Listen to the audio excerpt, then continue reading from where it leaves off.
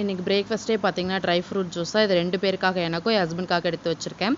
ப்ரெக்னென்சிக்கு try பண்ணுறவங்க கண்டிப்பாக ஒரு நாளைக்கு ஒரு டைமாவது ட்ரை ஃப்ரூட்ஸ் எடுத்துக்கோங்க. இது நீங்கள் அப்படியே கடிச்சும் சாப்பிட்லாம், இல்லை நீங்கள் மிக்ஸி ஜாரில் போட்டு அரைச்சும் சாப்பிட்லாம். இதில் என்னென்னு பார்த்தீங்கன்னா 2 வால்நட்டு, 2 ஃபிக்கு அண்ட் அதோட கொஞ்சம் பேரிச்சம்பழம், ஒரு 4 பேரிச்சம்பழம், 10 பாதாம், ஒரு 20 ட்ரை கிரேப்ஸ் இது போட்டிருக்கேன். இதோட ஓவர் நைட் சோக் பண்ண பாதாம் பீஸும் எடுத்து வச்சுருக்கேன்.